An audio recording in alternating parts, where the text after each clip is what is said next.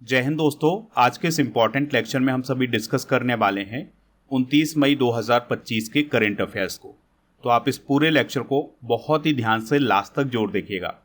तो आपसे पहला और इम्पॉर्टेंट क्वेश्चन पूछा जा रहा है, 5वीं पीढ़ी के फाइटर एयरक्राफ्ट बनाने के लिए कौन सा प्रोजेक्ट शुरू किया गया है? तो आंसर हो जाएगा एडवांस्ड मीडियम कॉम्बैट एयरक्राफ्ट यानी AMCA नामक कार्यक्रम या प्रोजेक्ट शुरू किया गया है अभी हाल ही में भारत सरकार के द्वारा। अब इस क्वेश्चन को आप बहुत ही ध्यान से समझिएगा। दोस्तों, अभी वर्तमान में दुनिया में 3 ऐसे देश हैं जिनके पास 5th जनरेशन का फाइटर एयरक्राफ्ट है। अब भारत भी ये चाह रहा है कि उसके पास भी 5th जनरेशन का फाइटर जेट हो। तो अब उसने एक प्रोजेक्ट शुरू किया है जिसके द्वारा भारत में ही स्वदेशी रूप से 5th जनरेशन के फाइटर जेट बनाए जाएंगे। तो इस कार्यक्रम का नाम क्या है?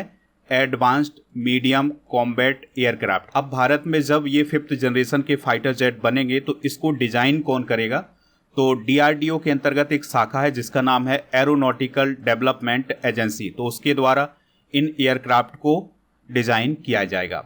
वर्तमान में इंडियन एयरफोर्स के पास सबसे उन्नत लड़ाकू विमान कौन है? राफेल, जो कि फ्रांस का है। तो ये जो राफेल लड़ाकू विमान है ये भी 4.5 जनरेशन का है। आपको याद रखना है कि जो 5th जनरेशन के फाइटर जेट होते हैं उनकी विशेषताएं क्या होती हैं। तो इनको ट्रैक करना बहुत ही मुश्किल होता है और ये सुपरसोनिक गति से उड़ान भरने में सक्षम हो। तो दुनिया में सिर्फ 3 देशों के पास 5th जनरेशन के फाइटर जेट हैं। तो इनमें पहला देश है अमेरिका। तो अमेरिका के पास F-22 रैप्टर विमान है और दूसरा है F-35 लाइटिंग सेकंड। तो ये 2 फाइटर जेट हैं जो कि 5th जनरेशन के हैं।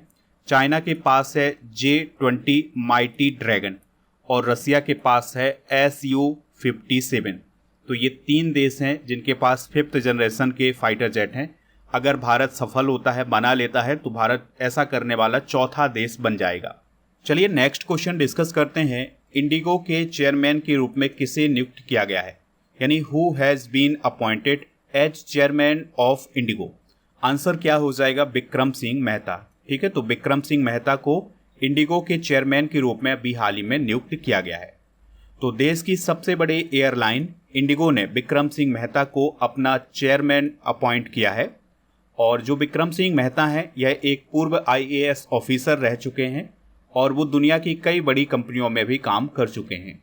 दोस्तों, जो विक्रम सिंह मेहता हैं ये इंडिगो के चेयरमैन किसकी जगह पर बने हैं? वेंकट सुमंत्रन की जगह पर। यानी अभी तक वेंकट सुमंत्रन इंडिगो के चेयरमैन थे, अब कौन बन गए हैं? विक्रम सिंह मेहता। इंडिगो की बात करें तो इसका पूरा नाम है इंटर ग्लोब एविएशन लिमिटेड। इसकी स्थापना 2006 में होती है और इसका हेडक्वार्टर है गुरुग्राम, हरियाणा में। इसके संस्थापक हैं राहुल भाटिया और राकेश गांगवाल। दोस्तों, यह भारत की सबसे बड़ी लो कॉस्ट एयरलाइन कंपनी है। हाल ही में किए गए कुछ अपॉइंटमेंट डिस्कस करते हैं। जैसे के सोमशेखर अभी हाल ही में मणिपुर हाई कोर्ट के चीफ जस्टिस बनाए गए हैं। BR गवई भारत के मुख्य न्यायाधीश बने हैं और ये किस नंबर के बने हैं? ये 52वें नंबर के बने हैं।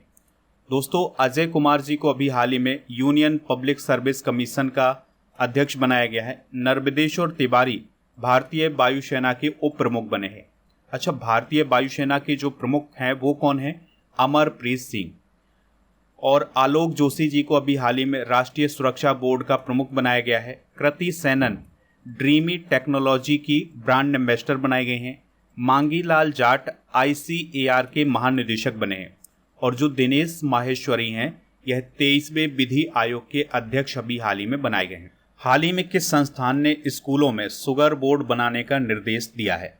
आंसर हो जाएगा CBSE यानी central board of secondary education ने स्कूलों से ये कहा है कि वो अपनी स्कूल में एक शुगर बोर्ड का गठन करें। ठीक है, तो लगभग 24,000 स्कूलों में शुगर बोर्ड बनाया जाएगा और ये वो स्कूल होंगे जो कि CBSE से मान्यता प्राप्त हैं। दोस्तों, इस शुगर बोर्ड का काम क्या होगा? तो ये शुगर बोर्ड बच्चों को ये बताएगा कि शुगर का इस्तेमाल करना उनके हेल्थ के लिए किस प्रकार से हार्मफुल है। तो अभी स्टडी में ये पता चला है कि बच्चे जितनी भी अपने एक दिन में कैलोरी लेते हैं उसमें 13 से 15% उनका चीनी से आता है, जबकि 5% आना चाहिए। ठीक है, तो ये उनके लिए हार्मफुल है। तो इसी स्टडी के आधार पर सीबीएसई ने स्कूलों को ये कहा है कि वो अपने स्कूलों में एक शुगर बोर्ड स्थापित करें। बात हुई है यहाँ पर सीबीएसई की, तो इसे central board of secondary education बोला जाता है और इसकी स्थापना हुई थी 1962 में। नई दिल्ली में इसका हेडक्वार्टर है और इसका संबंध है शिक्षा मंत्रालय से। तो भारत सरकार का जो शिक्षा मंत्रालय है उससे इसका संबंध है। वर्तमान में इसके प्रमुख हैं राहुल सिंह।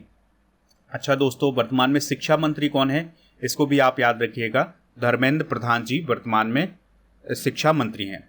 दुबई यूएई में सीबीएसई अपना कैंपस स्थापित करने जा रहा है। तो ये कुछ समय पहले न्यूज़ आई थी कि जो सीबीएसई है वो दुबई यूएई में अपना कैंपस स्थापित करेगी। विदेशों में भी कई ऐसे स्कूल हैं जो कि सीबीएसई से मान्यता प्राप्त हैं। तो लगभग 240 से अधिक ऐसे स्कूल हैं जो कि सीबीएसई से मान्यता प्राप्त। अगला क्वेश्चन है, किस पूर्व क्रिकेटर को कर्नाटक वन विभाग का एम्बेसडर नियुक्त किया गया है? आंसर हो जाएगा अनिल कुंबले। तो दोस्तों, भारतीय पूर्व क्रिकेटर हैं अनिल कुंबले जी, तो उन्हें कर्नाटक वन विभाग का एम्बेसडर अभी हाल ही में नियुक्त किया गया है। तो पर्यावरण जागरूकता और संरक्षण के प्रयासों को बढ़ावा देने के लिए भारतीय क्रिकेट टीम के पूर्व कप्तान अनिल कुंबले को कर्नाटक के वन विभाग और वन्यजीव संरक्षण का ब्रांड एम्बेसडर नियुक्त किया गया है। दोस्तों, अनिल कुंबले की बात करें तो वह कर्नाटक राज्य से संबंधित हैं। उनका जन्म बेंगलोर में ही हुआ था। अब बात हुई यहाँ पर कर्नाटक के वनों की, तो यहाँ कौन कौन से नेशनल पार्क हैं इसको डिस्कस करते हैं। तो बांदीपुर नेशनल पार्क है, नागरहोल नेशनल पार्क और Kudremukh national park, Anshi national park और वन्नेरघट्टा नेशनल पार्क। तो ये नेशनल पार्क आप याद रखिएगा कि ये कर्नाटक राज्य में है। यहाँ पर कुछ प्रमुख अभ्यारण्य भी हैं, जैसे शिबा मुम्मांगला अभ्यारण्य, शिबा कोसा अभ्यारण्य और बेलूर अभ्यारण्य। तो ये अभ्यारण्य कर्नाटक राज्य में ही स्थित हैं। हाल ही में की गई कुछ महत्वपूर्ण नियुक्तियां डिस्कस करते हैं। तो दोस्तों, अभी हाल ही में तमन्ना भाटिया को Karnataka soaps and detergent limited का एम्बेसडर बनाया गया है। अनुराग भूषण स्वीडन में भारत के एम्बेसडर बनाए गए हैं। निधि तिवारी प्रधानमंत्री नरेंद्र मोदी जी की निजी सचिव बनाए गए हैं।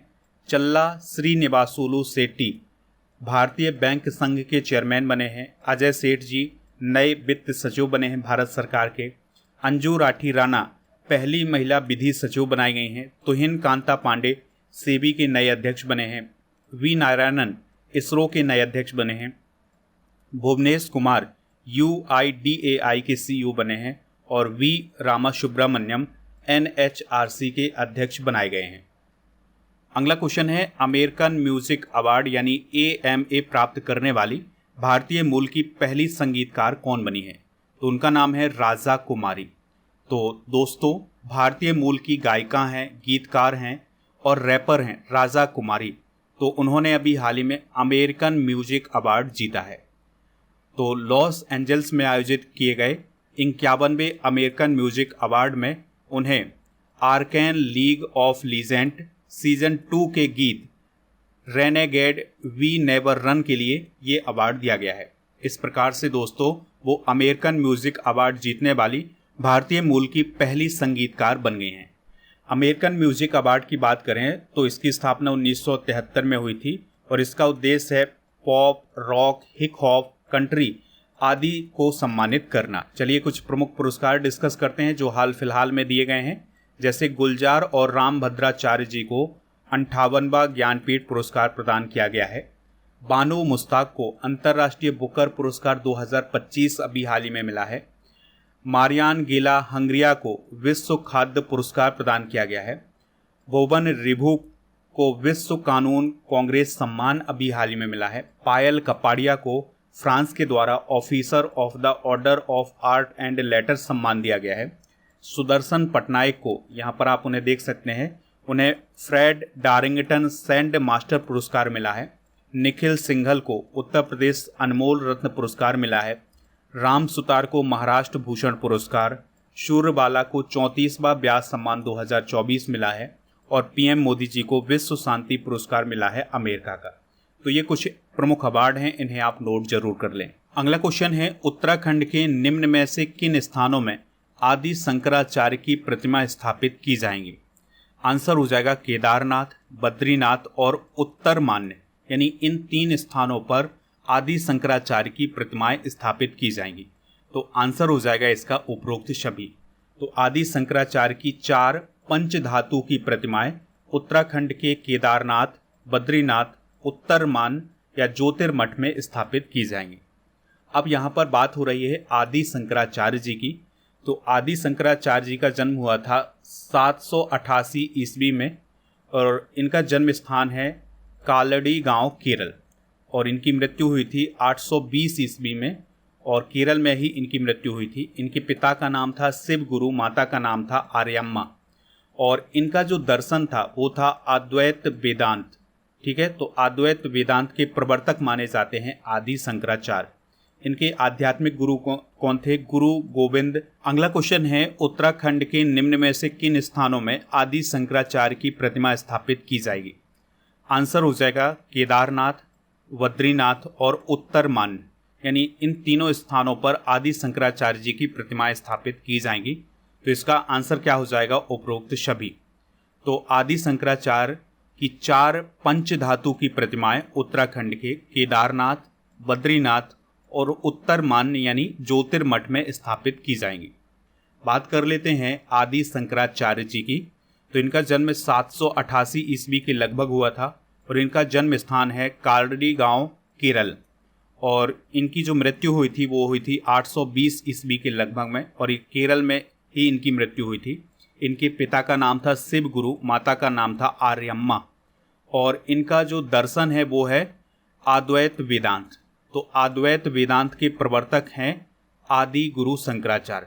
दोस्तों, इनके आध्यात्मिक गुरु कौन है? गुरु गोविंद भगवत पाद। तो ये इनके प्रथम गुरु हैं। इनके द्वारा वेदों, उपनिषदों और भगवत गीता की व्याख्या की गई है। इन्होंने भारत के 4 कोनों में 4 शक्तिपीठ की स्थापना भी की है, जैसे गोवर्धन मठ है पुरी में और पूर्व में है, ये शारदा पीठ है द्वारका में, ये पश्चिम में है, ज्योतिर्मठ है बद्रीनाथ उत्तर में और श्रृंगेरी मठ है कर्नाटक में दक्षिण में। देखिए दोस्तों, मध्य प्रदेश में ओमकारेश्वर में मानधाता पर्वत पर आदि गुरु शंकराचार्य जी की 108 फीट ऊंची प्रतिमा भी स्थापित की गई है। हाल ही में स्थापित किए गए स्टैचू डिस्कस करते हैं तो बिरसा मुंडा जी की 20 फीट ऊंची प्रतिमा दिल्ली के वांसेरा पार्क में स्थापित की गई है। सरदार वल्लभ भाई पटेल जी की प्रतिमा जनगणना भवन नई दिल्ली में स्थापित की गई है। स्टैचू ऑफ सोशल जस्टिस जो कि 125 फीट ऊंचा स्टैचू है, डॉक्टर अंबेडकर का स्टैचू है, ये विजयवाड़ा आंध्र प्रदेश में स्थापित किया गया है। 21 फीट ऊंची महाराणा प्रताप की प्रतिमा हैदराबाद में स्थापित की गई है। जनरल बिपिन रावत की प्रतिमा देहरादून उत्तराखंड में। तमिल कवि और दार्शनिक तिरुवल्लुवर की प्रतिमा फ्रांस के सरगई शहर में स्थापित की गई है। शिवाजी महाराज की प्रतिमा महाराष्ट्र के राजकोट किले में स्थापित की गई है। सचिन तेंदुलकर की प्रतिमा वानखेड़े स्टेडियम में स्थापित की गई है। और पाकिस्तान के पंजाब में महाराजा रणजीत सिंह की प्रतिमा फिर से स्थापित की जाएगी। कुछ लोगों ने उनकी प्रतिमा को तोड़ दिया था, अब उनकी प्रतिमा फिर से स्थापित की जानी है। अगला क्वेश्चन है, हाल ही में चर्चा में रहा ई हंसा क्या है? आंसर हो जाएगा इसका इलेक्ट्रिक ट्रेनर विमान। तो अभी हाल ही में ये चर्चा में क्यों रहा है? क्योंकि भारत सरकार आने वाले पायलटों की ट्रेनिंग के लिए एक स्वदेशी रूप से इलेक्ट्रिक एयरक्राफ्ट बनाने जा रही है, जिसका नाम क्या है? ई हंसा। तो यह जो विमान होगा यह 2 सीटर विमान होगा, ठीक है, और इसको डेवलप किया जा रहा है विमान council of scientific and industrial research और नेशनल एरोस्पेस लेबोरेटरीज यानी कि CSIR-NAL के द्वारा इसे डेवलप किया जा रहा है। तो अभी तक क्या होता था कि जो ट्रेनिंग के लिए एयरक्राफ्ट खरीदे जाते थे वो दूसरे देशों से खरीदे जाते थे, लेकिन अब भारत में ही उनका निर्माण किया जाएगा और उनका नाम क्या होगा? ई हंसा। इसकी जो लागत होगी वो होगी 2 करोड़ रुपए, यानी कि जो विदेशों से एयरक्राफ्ट खरीदते हैं ना, उनसे आधी है इसकी कीमत। तो 4-5 करोड़ में ये आते थे, अब भारत में ही बनेंगे तो इनकी कीमत 2 करोड़ हो जाएगी। चलिए कुछ और इम्पॉर्टेंट करेंट अफेयर्स डिस्कस करते हैं। तो भारत ने ड्रोन हमलों से निपटने के लिए स्वदेशी प्रणाली भार्गवास्त्र का सफल परीक्षण अभी हाल ही में किया है। अभी जो पाकिस्तान के खिलाफ भारत ने ऑपरेशन सिंदूर चलाया था उसमें भारत ने S-400 सुदर्शन चक्र डिफेंस सिस्टम का इस्तेमाल किया है। भारतीय नौसेना को पनडुब्बी रोधी युद्धक उथले जलपोत अर्नला को सौंपा गया है और भारत फ्रांस से 26 राफेल नेवल लड़ाकू विमान खरीदेगा। इसके लिए अभी हाल ही में समझौता भी हुआ है भारत और फ्रांस के बीच में। तेजस MKI प्रोटोटाइप से अभी हाल ही में अस्त्रा मिसाइल का सफल परीक्षण किया गया है, तो इनको भी आप नोट कर सकते हैं। अगले क्वेश्चन को डिस्कस करते हैं। फॉर्मूला 2 रेस जीतने वाले पहले भारतीय ड्राइवर कौन बने हैं? तो उनका नाम है कुश मैनी। तो दोस्तों, कुश मैनी फॉर्मूला 2 रेस जीतने वाले पहले भारतीय ड्राइवर बन गए हैं और उन्होंने मोनाको ग्रैंड प्रिक्स प्री स्पेंट रेस को जीता है। और वो किस टीम की तरफ से खेल रहे थे? डैम्स लुसाक ऑयल की टीम की तरफ से खेल रहे थे। और दोस्तों, ये जो प्रतियोगिता आयोजित की गई थी यह मोनाको देश में आयोजित की गई थी। तो मोनाको स्ट्रीट सर्किट में ये प्रतियोगिता आयोजित की गई थी जिसको कुश मैनी ने जीता है। कुश मैनी के बारे में आपको ये याद रखना है कि वो VWT अल्पाइन फार्मूला 1 टीम के रिजर्व ड्राइवर भी हैं। ठीक है, तो फार्मूला 1 टीम में वो रिजर्व ड्राइवर के रूप में अभी शामिल हैं। चलिए कुछ स्पोर्ट्स करंट अफेयर्स को डिस्कस करते हैं। तो खेलो इंडिया बीच गेम्स 2025 में 14 मेडल के साथ मणिपुर ने पहला स्थान हासिल किया है। इंग्लैंड के क्रिकेटर जो रूट सबसे तेज 13,000 टेस्ट रन बनाने वाले खिलाड़ी बने हैं। नापोली फुटबॉल क्लब ने अभी हाल ही में सीरी ए खिताब जीता है। जेवलिन थ्रोवर शिवपाल सिंह पर दूसरी बार डोप टेस्ट में असफल होने के बाद 8 साल का बैन लगाया गया है। भारत ने अभी हाल ही में सैफ अंडर 19 चैंपियनशिप का खिताब जीता है। कार्लोस अल्कराज ने पहली बार इटालियन ओपन 2025 का खिताब अभी हाल ही में जीता है। अगला क्वेश्चन है, रेल नेटवर्क से जुड़ने वाली पूर्वोत्तर राज्य की चौथी राज्य राजधानी कौन बनी है? आंसर हो जाएगा आइजोल। तो मिजोरम की राजधानी आइजोल भारतीय रेलवे की राष्ट्रीय रेल नेटवर्क से जुड़ने वाली चौथी राजधानी बन गई है। पूर्वोत्तर के 4 और ऐसे राज्य हैं जो कि अभी भी रेल नेटवर्क से नहीं जुड़ पाए हैं। उसमें सिक्किम है और मणिपुर है, नागालैंड है और कोहिमा। ठीक है, बाकी जो 4 और राज्य हैं वो लगभग रेल नेटवर्क से जुड़ गए। दोस्तों, पूर्वोत्तर सीमांत रेलवे की बात करें तो इसका उद्घाटन 15 जनवरी 1958 में किया गया था। इसके अंतर्गत 8 राज्य आते हैं जिसमें सिक्किम, असम, नागालैंड, मणिपुर, मिजोरम, अरुणाचल प्रदेश, त्रिपुरा और मेघालय।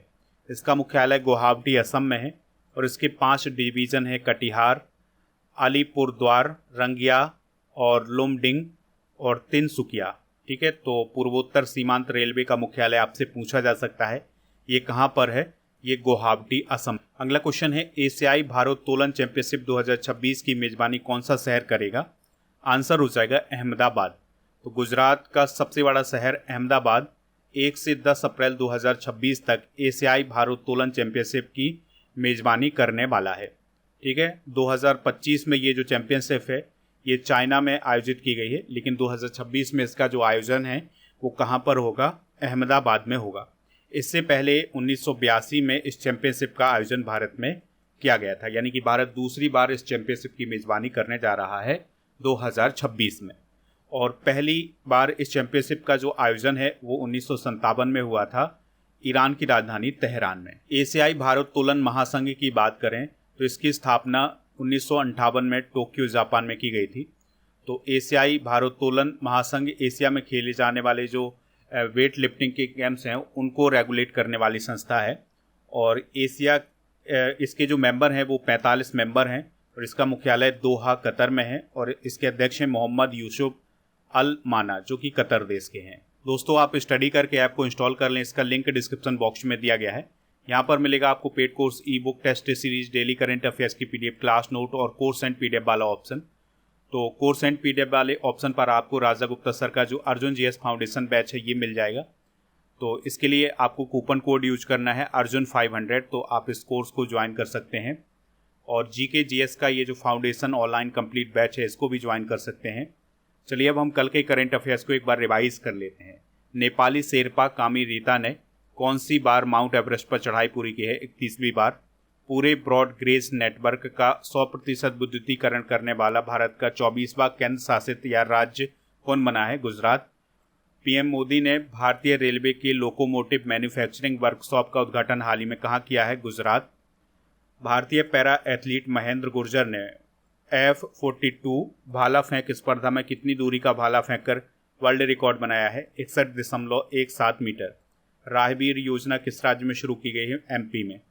गूगल द्वारा लॉन्च किया गया गूगल मीट क्या है? तो यह एक वीडियो कॉन्फ्रेंसिंग प्लेटफॉर्म है। किस विश्वविद्यालय ने भारत की पहली चीन संपादित भीड़ बनाई है? SKUAST कश्मीर ने। ISSF जूनियर विश्व कप 2025 में पदक तालिका में पहले स्थान पर कौन सा देश रहा? इंडिया। हाल ही में जारी की गई एक रिपोर्ट के अनुसार MSME सेक्टर भारत की GDP में कितना योगदान देता है? 29%। 78वीं विश्व स्वास्थ्य सभा 2025 के दौरान कितने अफ्रीकी देशों ने कालाजार उन्मूलन के लिए समझौता किया है? 6 देशों ने। आज के जनरल नॉलेज के पिटारे में हम महान व्यक्ति और उनके महत्वपूर्ण कार्य डिस्कस करेंगे। जैसे गुरु गोविंद सिंह जी ने खालसा पंथ की स्थापना की थी। गुरु अर्जुन देव जी ने स्वर्ण मंदिर का निर्माण करवाया था। रविन्द्रनाथ टैगोर ने शांति निकेतन की स्थापना की थी। विनोबा भावे ने भूदान आंदोलन की शुरुआत की थी और परम धाम आश्रम की स्थापना की थी। स्वामी विवेकानंद जी ने रामकृष्ण मिशन की स्थापना की थी। बेलूर मठ की स्थापना की थी। इंदिरा गांधी जी ने बैंकों का राष्ट्रीयकरण किया था। अब्राहम लिंकन ने अमेरिका में दास प्रथा की समाप्ति की थी। मोतीलाल नेहरू ने स्वराज पार्टी की स्थापना की थी। बाबा आमटे ने आनंद वन की स्थापना की थी। बिस्मार्क को जर्मन साम्राज्य का संस्थापक कहा जाता है। दोस्तों, कल के करंट अफेयर्स में आपसे पूछा गया था कि गूगल की स्थापना कब हुई थी, तो 1998 में इसकी स्थापना हुई थी। तो लगभग सभी लोगों ने इसका आंसर 1998 बताया हुआ है। आज आपके लिए क्वेश्चन है, राफेल फाइटर जेट भारत ने किस देश से खरीदे हैं? जो भी इसका राइट आंसर हो कमेंट बॉक्स में आप हमें ज़रूर बताएं। स्टडी करके ऐप को इंस्टॉल कर लें तो वहाँ पर मंथली करंट अफेयर्स की ई बुक मिल जाएगी, ई बुक वाले सेक्शन पर। इसके अलावा ये सभी ई बुक आपको ऐप पर मिल जाएंगी। 2025 की मंथली करंट अफेयर्स की बुक का पैकेज मिल जाएगा। उसके लिए कूपन कोड यूज करना है पैकेज 100। 2024 की बुक भी आपको इसी कूपन कोड के साथ मिल जाएंगी। और दोस्तों, आप हमारे व्हाट्सएप चैनल और इंस्टाग्राम पेज को फॉलो कर सकते हैं। टेस्ट पास वाले ऑप्शन पर जाकर के डेली करंट अफेयर्स का टेस्ट दे सकते हैं और 4000 से अधिक टेस्ट प्राप्त कर सकते हैं 1 वर्ष की वैलिडिटी के साथ।